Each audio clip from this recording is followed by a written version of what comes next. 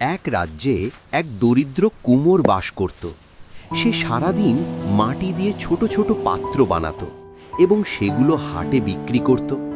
দিন শেষে যা সামান্য লাভ হতো তা দিয়ে সে তার পরিবারের জন্য রাতের খাবার কিনত।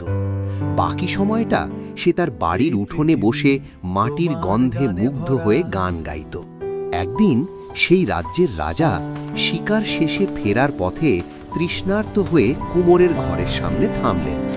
কুমোর রাজাকে একটি মাটির শীতল পাত্রে জল পান করতে দিল।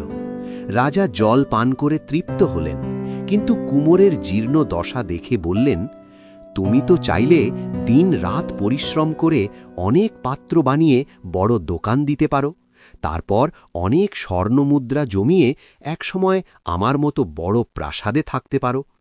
কুমোর হাসি মুখে রাজাকে একটি প্রশ্ন করল, মহারাজ, আপনার প্রাসাদে তো অনেক ধন রত্ন আছে, কিন্তু আপনি কি রাতে শান্তিতে ঘুমান? রাজা দীর্ঘশ্বাস ফেলে বললেন, না কুমোর, সারা রাত দুশ্চিন্তা হয় পাছে কোনো শত্রু আক্রমণ করে বা কেউ সম্পদ চুরি করে নিয়ে যায়। পাহারাদারদের ওপরও ভরসা করতে পারি না।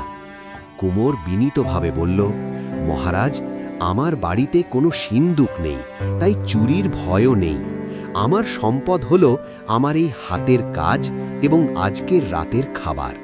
আমার আগামীকালের জন্য কোনো চিন্তা নেই, কারণ আমি জানি কালকের সূর্য উঠলে মাটি আমাকে আবার নতুন করে কাজের সুযোগ দেবে।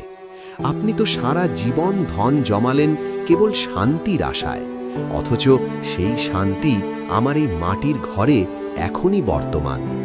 রাজা বুঝতে পারলেন, অঢেল সম্পদের বোঝা মানুষকে নিরাপত্তার নামে আসলে এক অদৃশ্য কারাগারে বন্দী করে রাখে।